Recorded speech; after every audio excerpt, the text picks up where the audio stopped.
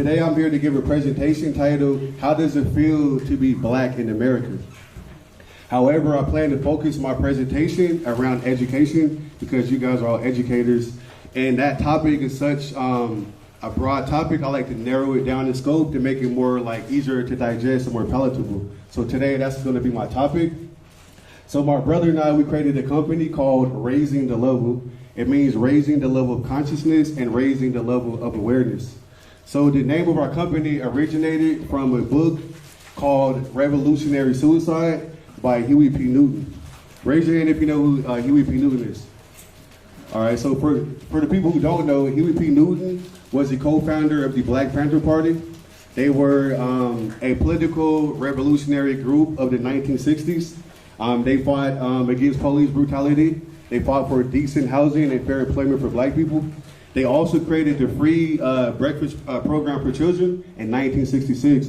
So when I was in elementary school, I was getting free breakfast and free lunch, and these Black Panthers were the people who helped implement these type of programs.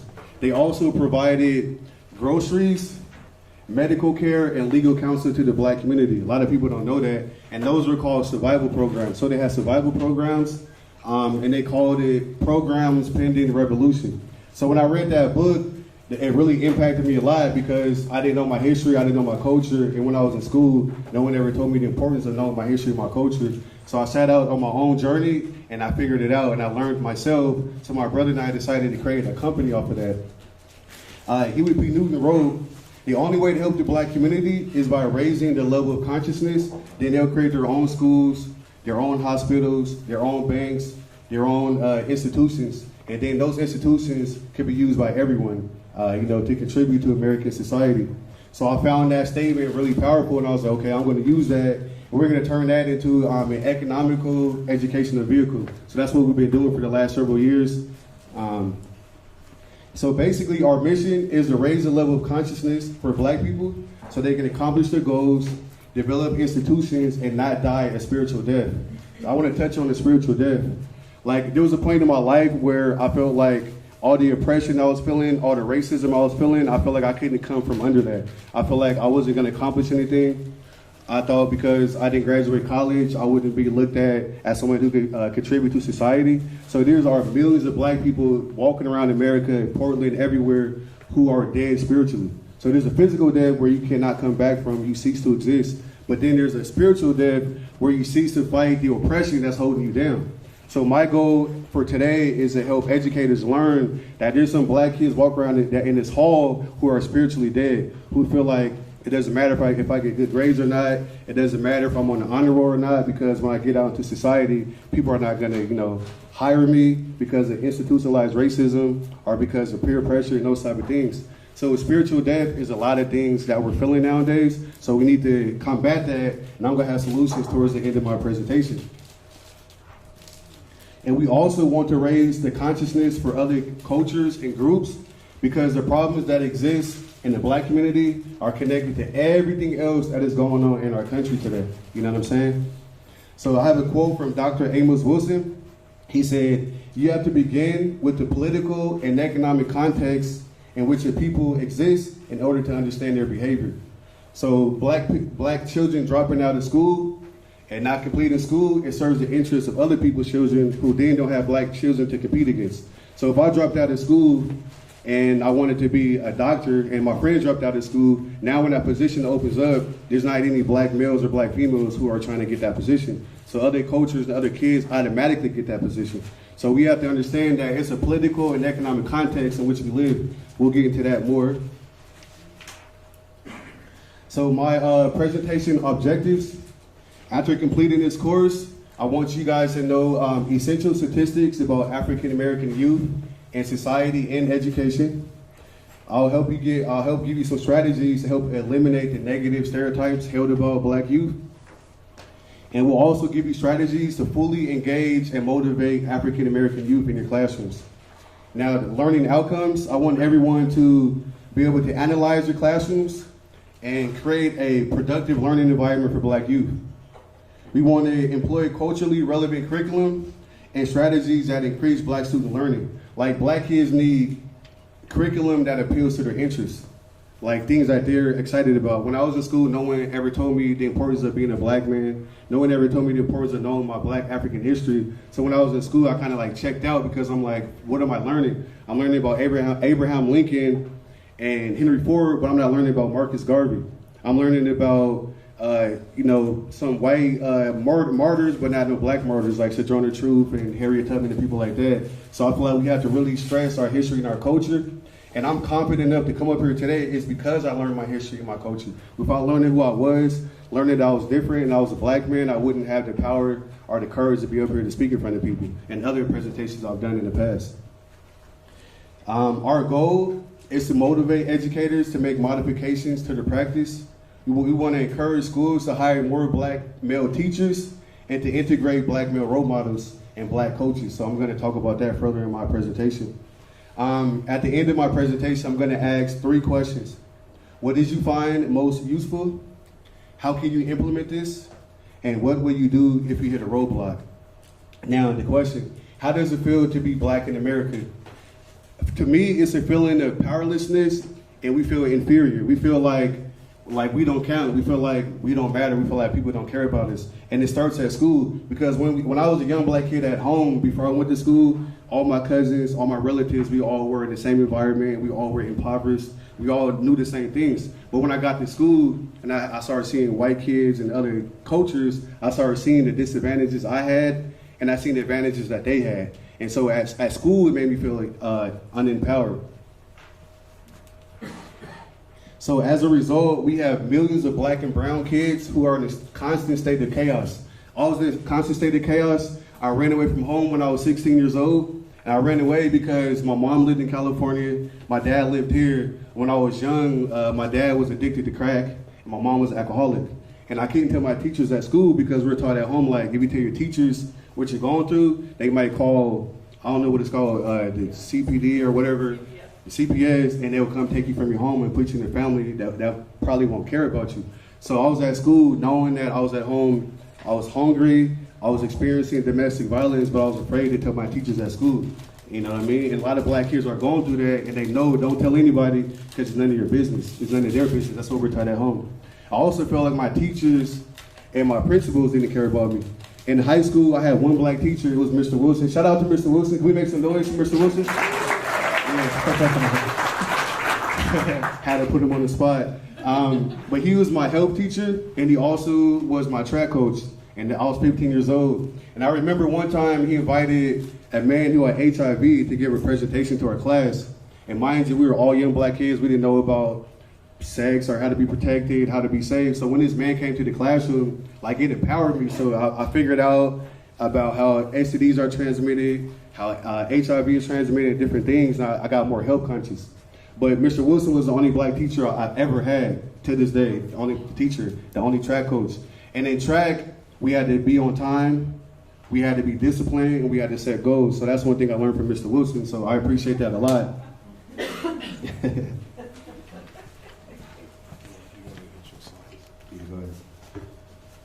So, like I was saying, when I was in school, no one ever told me that I was a black man, that there's a difference between a black man and a white man or Asian man or a Mexican man because of our culture and because of our history in America.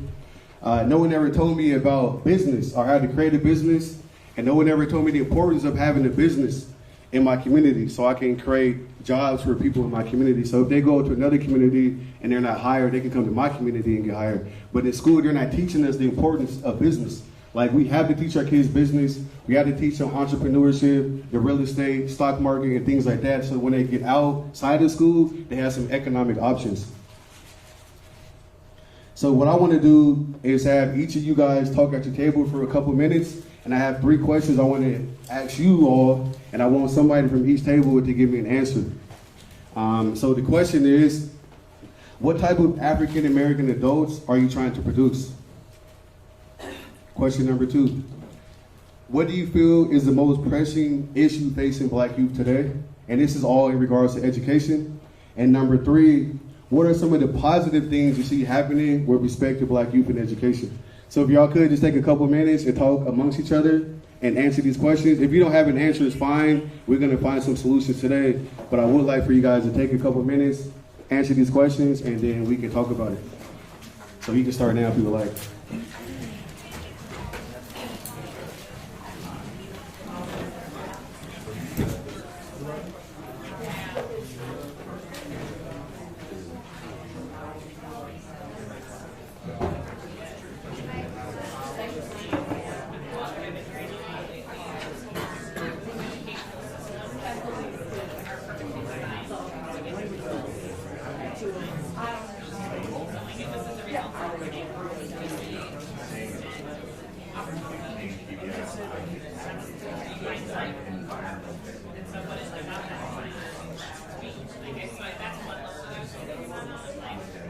From the systems level, apparently we're trying to produce.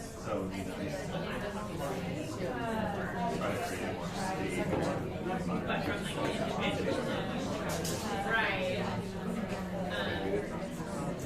I think earlier questions that it's really from when I first started being a teacher, all the acting and goals.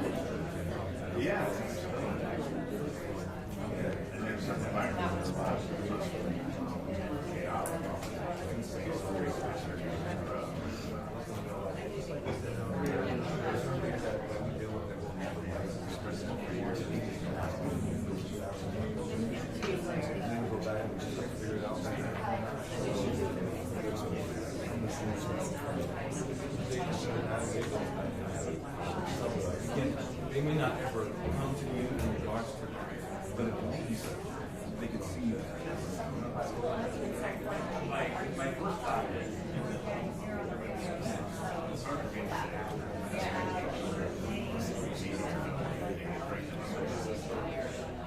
we do.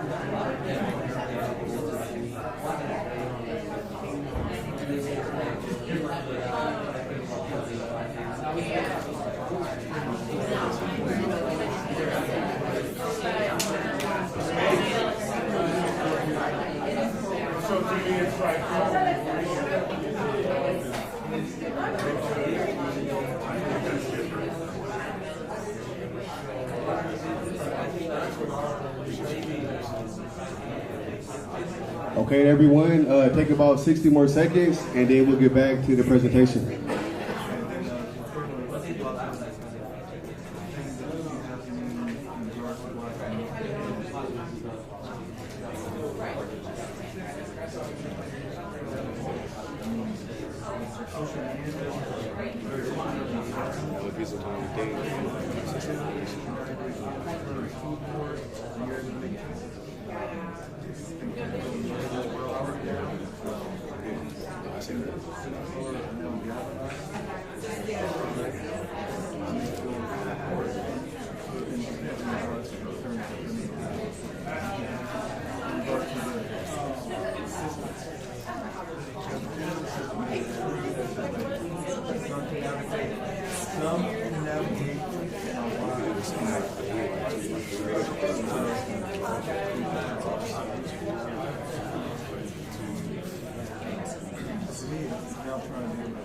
Okay, everyone, thank you. Thank you, I appreciate it.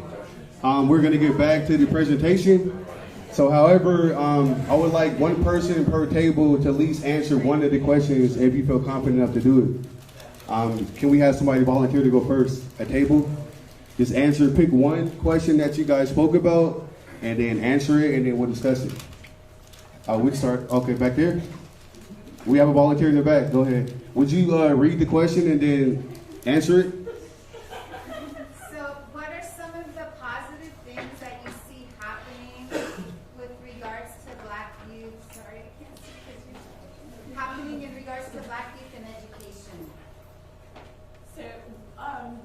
Our conversation was about resilience, and so it was about in spite of all things that may be happening or are allegedly happening, assumed happening, or things that are realistically happening in communities with young life. Students, they are still excelling. There are still many students reaching beyond expectations. And so that is a positive that is still happening in the community and has always been. Thank you for sharing. The next table, if you guys will pick a question and answer it, please. Anyone? So the question is, what kind of African American am I trying to produce? And we said confident, proud, confident, proud in the healthcare field, empathetic in all races and all disabilities, and empowered with knowledge in a way that they can understand. Thank you, that's great. Next table. Anyone?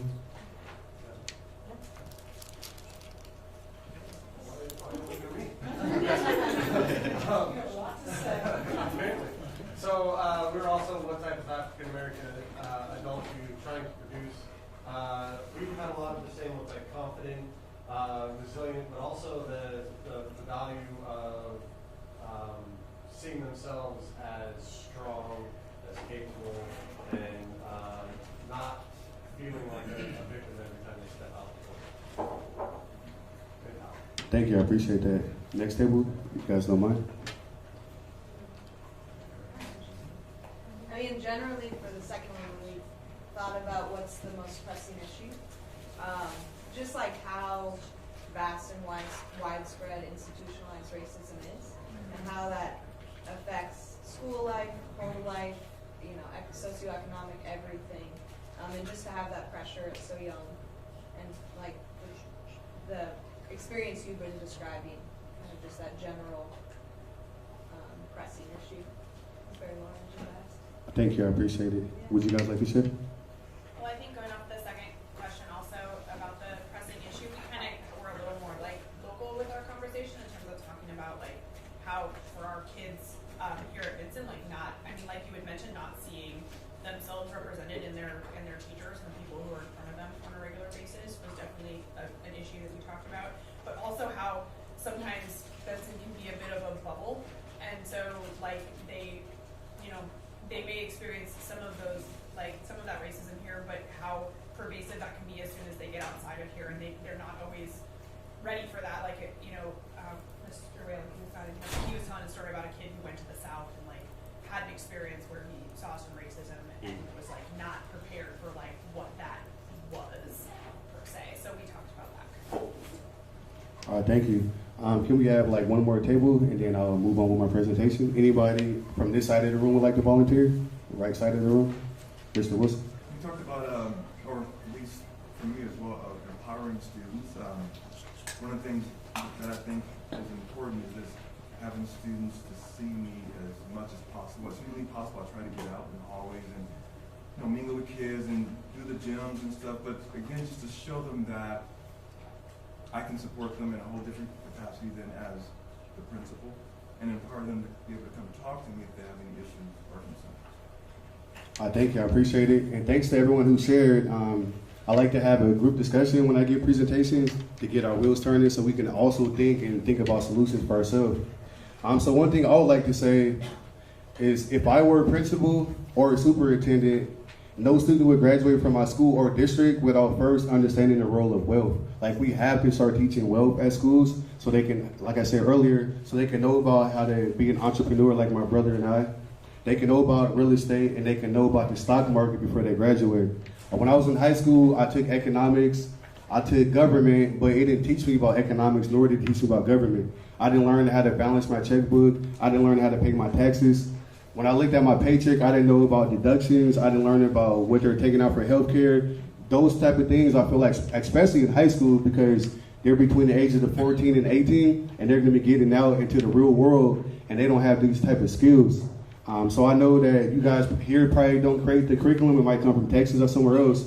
But we have to advocate for a curriculum that exposes Black kids and all kids of color to wealth. Like, they have to learn wealth. That's one of the keys to our success and one of our survivals. When I was 26, I worked at an organization called OWAMI, which is the Oregon Association of Minority Entrepreneurs. And that was my first introduction to wealth. And I had a mentor, his name was Sam Brooks. He was a Black man, my first mentor, and he was a millionaire. And when I seen him, I realized I can accomplish my goals, I can accomplish my dreams. He taught me about wealth, he taught me about finances, he taught me about the importance of balancing your checking account and those type of things. And I learned that at 26. If I had learned that at 16, I would have had a 10-year advantage.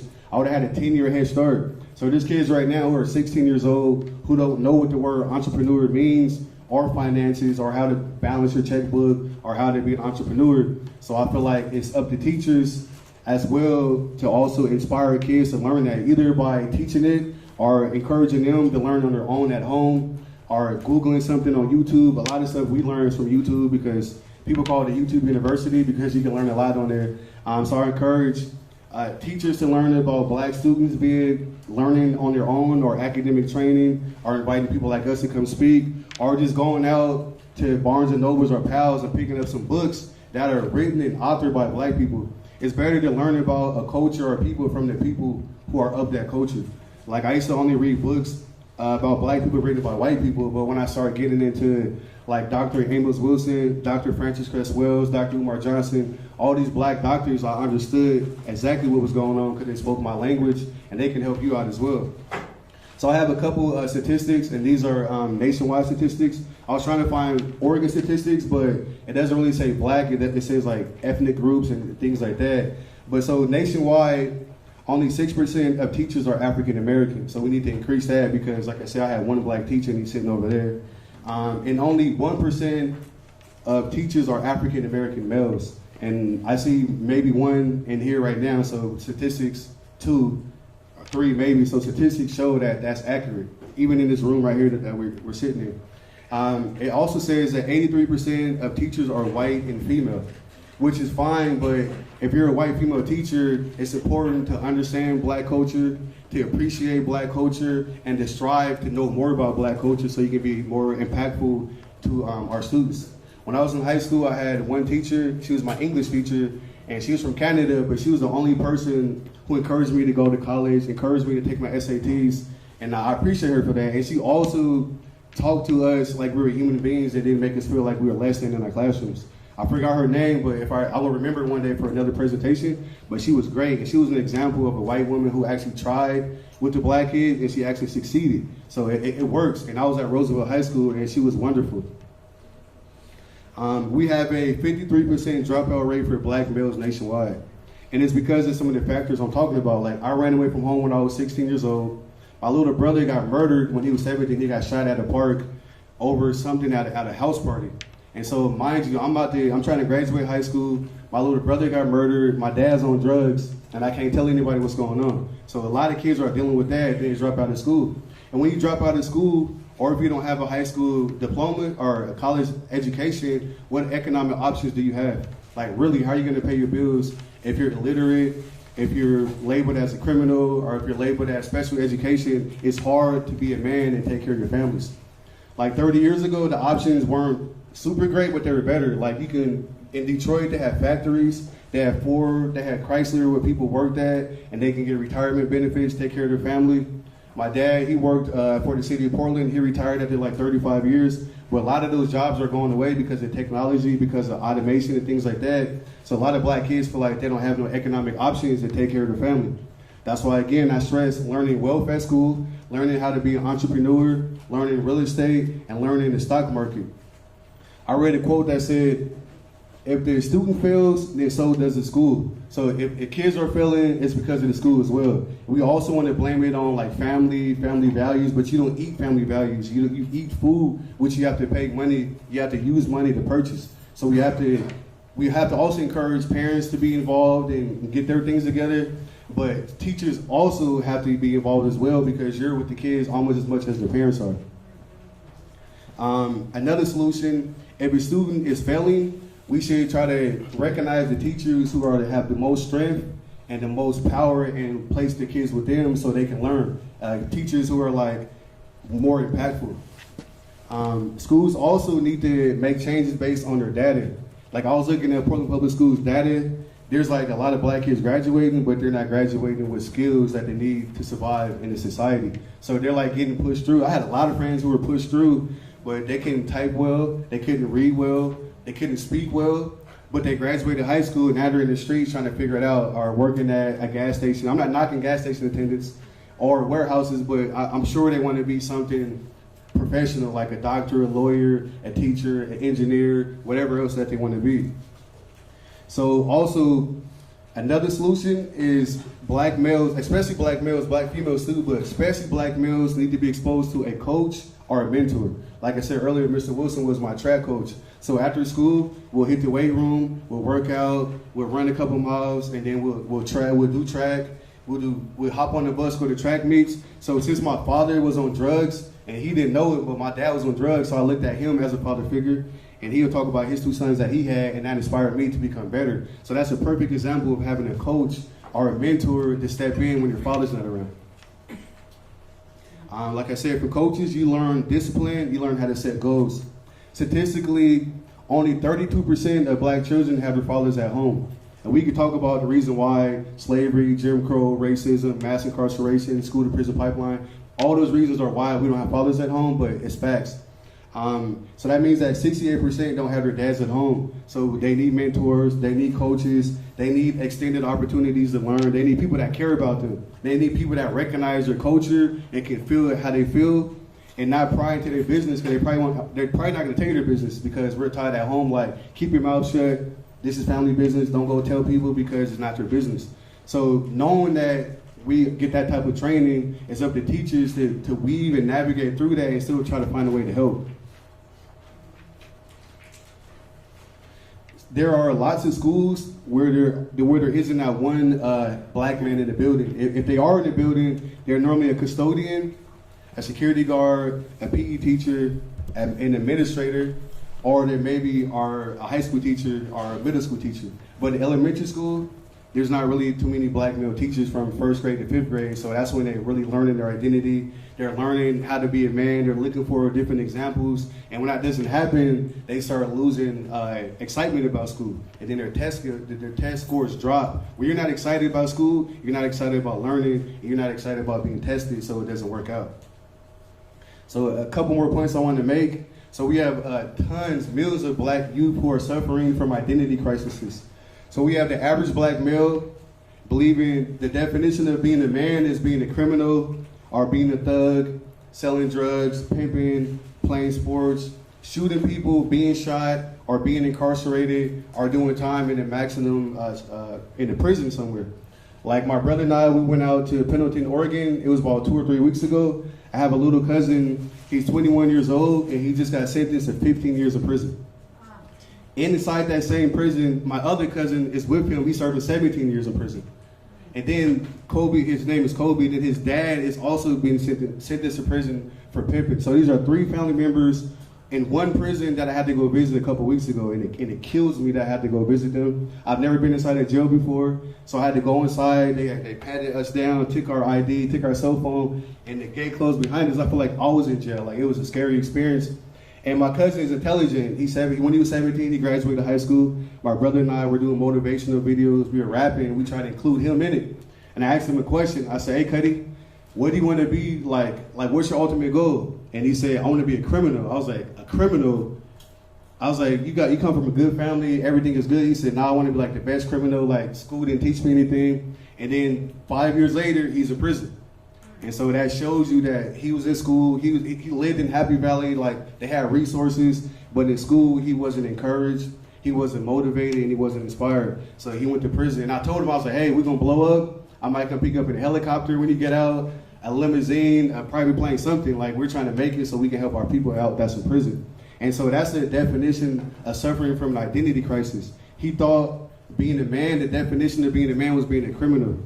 But the definition of being a man is taking care of your family, being responsible, and helping out your community. So I tried to tell him that, and we were with him a week before he got arrested. And we were shooting a hip-hop video at my brother's house, and he was working with us, holding the camera. And then a week later, I called my aunt, and he's in prison. And now he calls us every couple of weeks. We talk to him. We go visit him. We go encourage him. And it's a long drive. It took us 3.5 hours to get there, 3.5 hours to get back. So that's 7 hours out of my day. And my brother and I are the only black people in there trying to visit and trying to help people. And these are the future of America. When he gets out, when he's 34 years old, what opportunities will he have? Hopefully our company blows up enough and we can hire him, he can work for us. But that's why I'm trying to encourage you guys with real examples and real stories about what's really going on out here. So mind you, I ran away at 16. My brother got murdered at 17. My cousin Kobe's in prison serving 15 years. My cousin Jason is serving 17 years. And Kobe's dad, we don't know how much time he's getting because he was pimping, so he might be doing 15 to 17 years. And Kobe, only thing he wants to do is be in the same prison with his cousin and with his dad. And that makes me really sad. You know what I mean? I'm not trying to make you sad, but these are facts. I'm here to tell y'all the truth today. And it might make you a little uncomfortable, but this is what black males are going through. Not every black male, but the majority of us are going through that. We have black women who get their definition of womanhood from reality TV shows, social media, music. Some of them are fortunate to have moms or family members or church members who give them an identity, but a lot of us don't have that, so we get our identity from the media, and the media always makes us look bad. Back in ancient Africa, the older women will get with the younger women and they'll teach them about relationships. They'll teach them and tell them stories about how to get their fruit to the market. They'll teach them how to create an economic base for their family.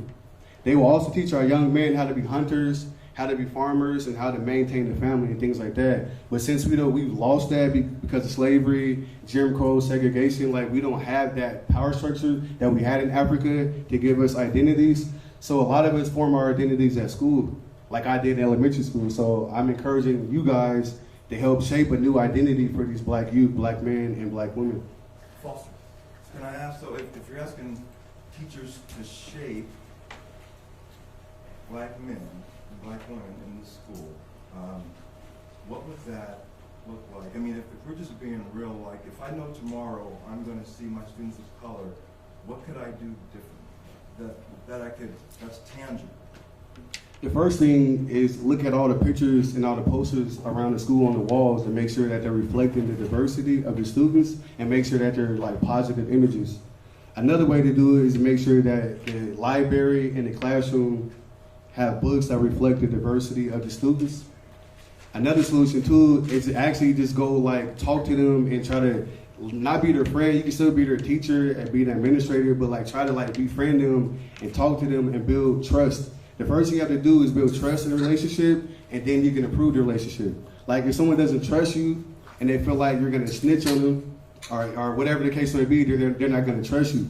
But I'm pretty sure there's some teachers in here that the students will go to more than other teachers because they trust them, or they treat them better, or they speak to them like they're adults or like they're human beings. So you have to humanize the kids and learn and teach them how to trust you. Let them know like, hey, you can talk to me. Of course, you have to. Of course, everybody's mandatory reporters. Like something happens, you have to report it.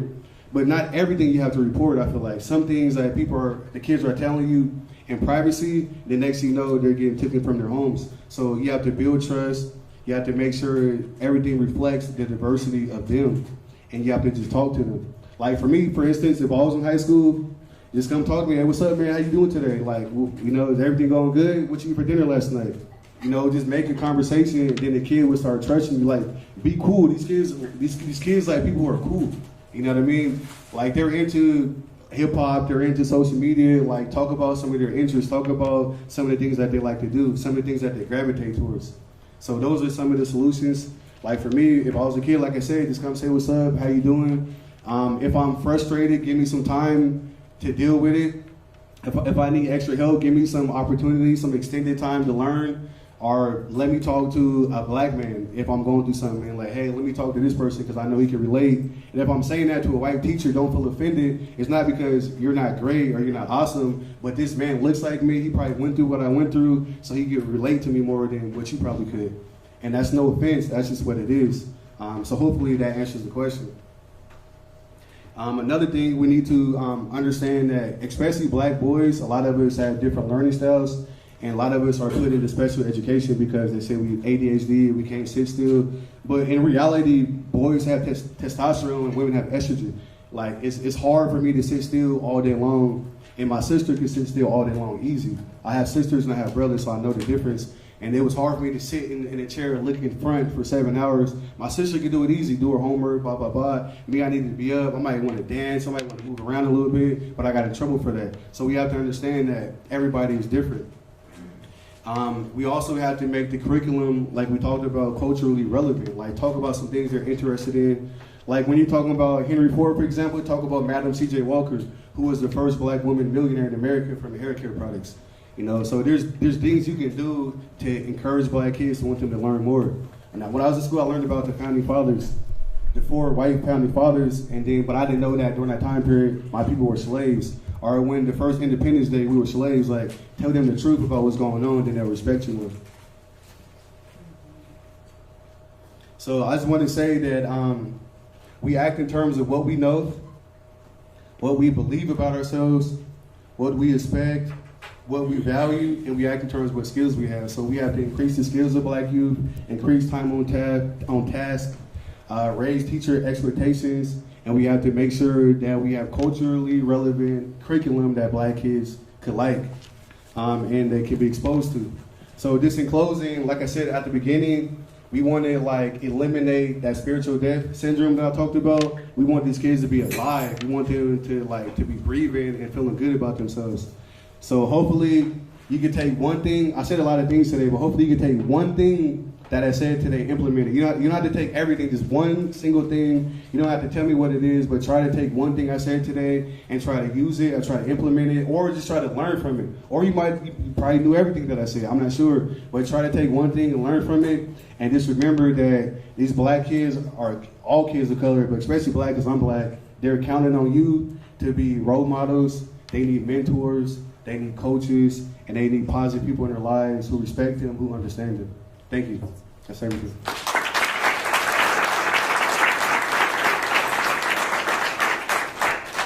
Questions? Yeah, so we're gonna do a short Q&A. There's a lot of people here, so maybe we could take the top 5 questions, and then we'll wrap it up.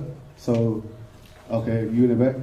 Do you know of any mentorship programs? So if we have kids that we are talking to and have these good relationships with, but we're looking for somebody who can relate to them on that level, do you know of, I know we have one program in our school for mentorship. Are you aware of others in Portland that we could connect with? No, actually I don't, but I know that mentors and coaches help me out, so that's just one of my solutions. My brother and I, we mentor people and we coach as well, but I'm pretty sure if you Google it or if you look around the community, there might be more. I know there's like the Urban League in Portland, there's the NAACP, SEI, Portland Leadership Foundation, which we'll be speaking there next month. So there's a few different places. People just have to research it and you can figure it out, but try to invite them into the schools. So the kids can utilize them. Okay. I can take the next question. Anybody else have any questions? Go ahead. Do y'all ever come and talk to classes? Yeah, Nicole Kennedy. Yeah, we actually do. We spoke here several times with Nicole Kennedy. She has a Black Student Union. And so for the last couple of years, she's invited us to come speak, and I give presentations on various different topics. College preparation, identity, culture, just all type of economics. So yeah, we've been here several times. We've been to different schools as well. Yeah, and then we best to refer everything to Mr. Wilson and Mr. Phillips, and then they can get us in here a lot easier. Go ahead. So it's come up in conversations with other teachers about how we get more teachers of color in front of our students of color. What are your suggestions for how we do that? What are your thoughts on how to make that happen? Because I'm a white woman, like I can only reach out and inspire so much before you. Because I get it. Like recently, I seen that the Portland Police is hiring, and what they're trying to do, they're trying to lower the qualifications to become a police officer to make it easier for people of color to become police officers. So I kind of feel like the school system needs to do the same thing. Maybe lower some of the qualifications. I know you have to have like a master's degree or something like that, but maybe knock it down to only a bachelor's or maybe an associate's degree. Something to even out the score, because a lot of us in the Black community didn't have the resources or the finances to go that far in education. At least I didn't, and some people that I know. But if you could have a high school diploma and become a teacher, or if you could go through certain programs to become a teacher, that makes it easier, then that's how we can have more Black teachers. But if the qualifications are up here and people are only reaching to them right here, then we're not going to be able to do that. And I know it's not your guys' job to create the applications and to create the qualifications, but maybe the school district needs to look at the way they hire teachers and understand that there should be different avenues and routes to become a teacher rather than the traditional route. I can take a few more questions if you all would like. Well, I would say that the identity piece is critical. And I told my story 7 years ago. I said I would never tell that story again because it was very impactful. It was difficult for me, really, just to bring up just all that turmoil. I wouldn't say baggage because it definitely made me a much stronger person. But I deal with it every day. Going to Roosevelt, having the class system in place. Knowing that when I was in school, I went through the sugar cookie line. I always talk about the cookies, right? And I had the blue tickets for breakfast and the pink tickets for lunch. But I really wanted to be in that line where they got the chocolate chip cookies and they were paying cash for their stuff. And we were getting all this like pre-packaged, cold, nonsense garbage. And I remember after I told that story, the next day there was like tons of chocolate chip cookies on my desk that the staff had brought to me. And it was just a cookie story for about a year after that. But for me, that was paramount because something as simple as that resonated with me, that I could see the class when I was already in high school, that we were already separated out because of who we were. And I'll never forget the cafeteria woman when I had waited like 3 years. I finally got a job at McDonald's. I was making some money, and I was so proud to go into that cash line, and I had my dollar, and I walked up, and I gave her the dollar, and I said, I want a chocolate chip cookie. And she looked at me and she said, shouldn't you be in that other line? Wow. Because for years I've been giving her the blue ticket to get my sugar cookie, right? And so that really just hit me hard. And so it just took me a while because I didn't have a lot of people of color at Roosevelt to, there just wasn't, right? And so I nearly just had to navigate the system myself, just trying to figure it out. So I felt good that when I was able to come back as a teacher and work with you guys, yeah, you were going through some stuff, but we were still going through some stuff as well. Yeah. Because I didn't have that role model. I got all my stuff just from what I saw on TV and what I experienced. So I think for the students here at Benson, it's very tough for some of our kids because even though I'm a person of color, I'm an administrator who's a person of color. And that's the first thing that they see. So that's why it's hard for me to get into that circle. It takes me years to navigate some of our kids in this building who are people of color because they just don't trust me. And then once they realize, oh, he's not trying to kick me out of school, he's not trying to, bust me for something, then I'm able to have those deep conversations about being a successful person of color in this building. I like that. I mean, that's a perfect example of what I spoke about. Like the fact that the identity crisis leads to college, high school dropouts. It leads to people going to prison, like my cousin Kobe. But the first thing I said when you asked the original question was you have to build trust with the students, and you also have to eliminate your own biases and what you've seen in the media. Because I got white friends, I got black friends, and the media says that we're criminals, we're thugs. But I asked my white friend, have you ever got robbed by a black person? No. Have you ever got punched in the face by a black person? No. So all these things you're seeing in the media aren't accurate if you look at your own personal experiences that you have with black people. And some people could have had some negative experiences, but mostly the media is a combination of around the country, and we've seen all these bad images or black kids doing this and that. But think about your own personal experiences that you had. So when you interact with the kids, eliminate those biases and just try to be a human being to a human being. I think the answer is love and compassion. We have to love each other and be compassionate with each other no matter what race, culture, or group that you come from. So just take away that love each other and be compassionate and be understanding. If you got privilege and resources, share it. If you can, if you have the means, share it. It doesn't mean money. It can mean your wisdom, it can mean your knowledge, and it can mean your understanding. Yeah, I'm a CTE teacher. I teach automotive with Fred Anderson over there.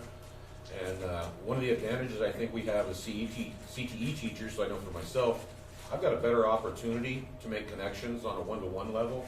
It just seems like an academic setting with 30 students in the class is going to be really tough to do that. But so I'm in my own little fishbowl, so to speak. And so my relationship with students is probably a lot different than some of the academic teachers with their students, just because of by design. And another thing that I know of personally I grew up, my parents were from the South. This was the demographic I was in until I got out of junior high school or grade school, and then I went to white school suburbia. And it freaked me out a little bit as a white person, because where'd everybody go? And so I had a couple of students that were going to go down and check out some colleges in the South. And I had to prepare them. I said, hold on a minute, this ain't Kansas anymore, Toto.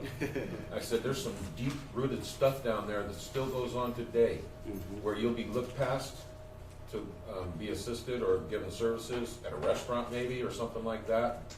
Expectation is that you're supposed to move, those kinds of things. And I had students that come back and say, man, what's up? And because they're from here. And whatever their group they're with and the people they're with, the people that are around them, it's just different when they get out there. They find out that there's, okay, here's where the real oppression is. And so I had to give them a heads up. I said, just be aware, you might get surprised at what you see that's out there still going on in this country. And it's supposed to be all squared away, and it's simply not. And geographics has a lot to do with that. And so, anyway, the students came back and they resounded with that. They agreed with it. They said, I had no idea. And so I just wanted them to, to the point of where they're saying, don't go anywhere alone. They're just going to check out a college and they're being told not to walk alone. Walk with a partner. Walk with a friend. So I guess I'm trying to compare where we are and what we do to what's outside of Benson High School and our basic area here. It's just different. And I don't think a lot of the students are prepared for that when they leave here, especially black students. Yeah. And so that stuff's going on. I got a few things to add to that last question. Thank you for sharing. But when I worked here a few years ago at Benson through the Alliance program, I was an educational assistant, and I used to apply for higher positions. And then I did want to be a teacher, but I couldn't take out any more loans because it wasn't a good move. So a suggestion, I don't know how y'all would do that, but if you do got like a young black educational assistant, figure out a way to give him a master's scholarship. And then that way he can become that teacher. That's a good suggestion for that answer.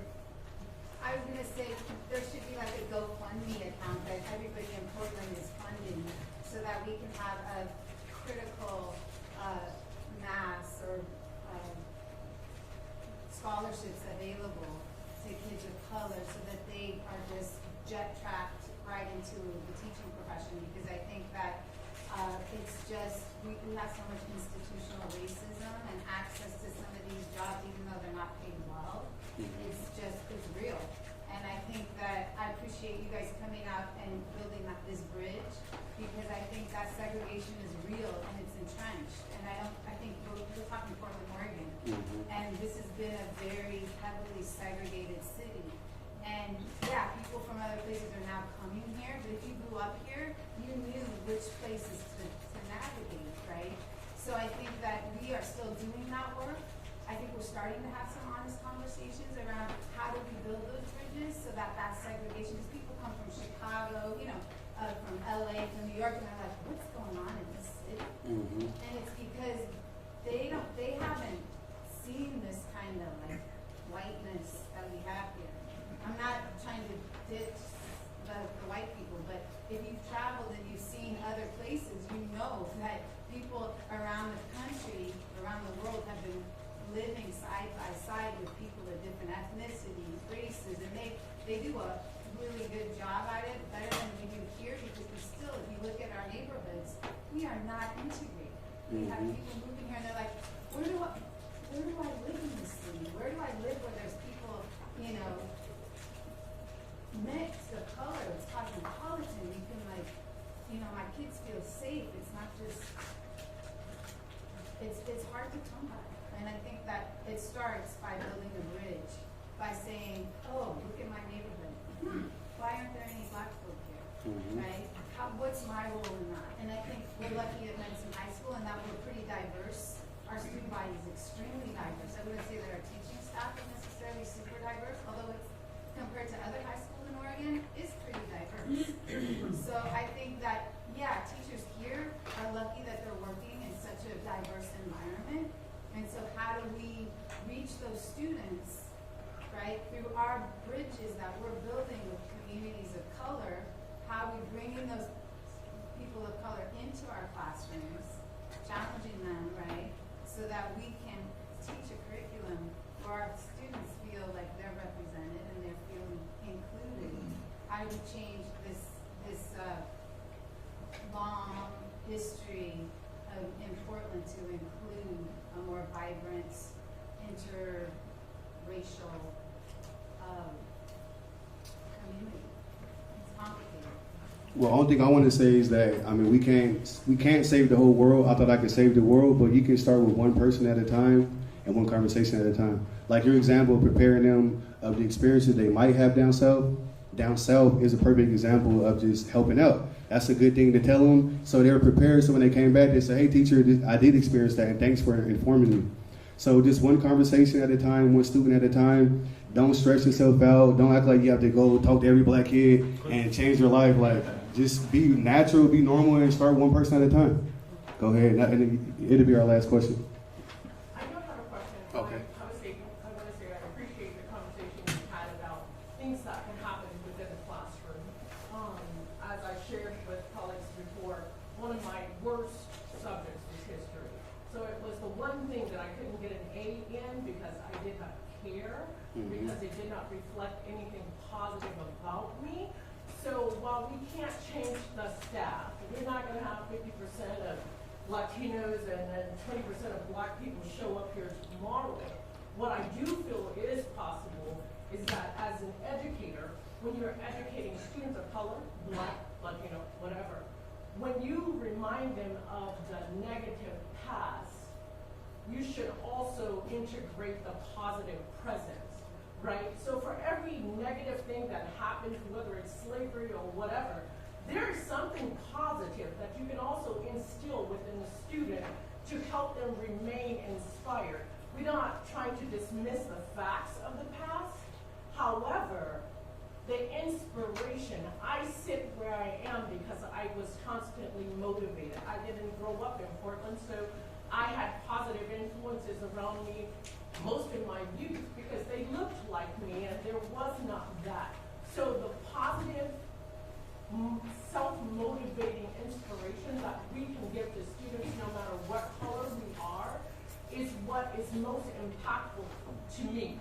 You don't have to be Black or Latino to help a student see themselves in a positive light and see their value in a system that may seem so unjust. And I think, like I shared with my colleague here, I argued history in college to pass it because I did not believe in the books, the before the 18 and the after the 18, because it never talked about me, right? And so my teacher said, you give me a great argument, you support it with evidence, I'll grade you accordingly. And that's how I sit 3 degrees later, right? Because that was in undergrad, and I could have been failed immediately, right? But I didn't agree with it, because by then I'm like, there's no way that this whole book happened, and there's nothing great that happened about my people. So I think as we continue to educate students, we have to find ways to counteract or add in something positive about whatever or whomever, whether it's in somebody creating businesses, whether it's somebody establishing wealth. I mean, there's so much communication that can happen that also inspires rather than tear down. We don't need to continue telling students, you were a slave, and leave it there. Let's tell students, there was a time of slavery, but look at the many amazing things that have happened since that time and how that impacts you. Where are we and where'd you come from? That matters. And that can be told by anybody. White, black, green, yellow, purple, gray, I don't care. It can happen by anybody. Those are the steps that we must take to inspire students so they feel valued, present, and relevant in our classrooms. No, thank you. You said that great. All right, everyone. Thank you for allowing me to be part of your staff meeting. I had a great time today, and hopefully we can work with you guys again. All right, have a good night. Thank you. All right, thanks, you guys. So, Robin and Barry and I met with these guys before they came in today, and we have, before you go, some feedback we want from you.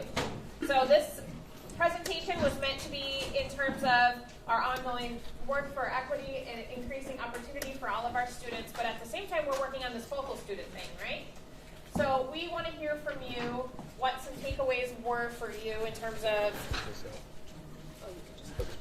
Is that okay?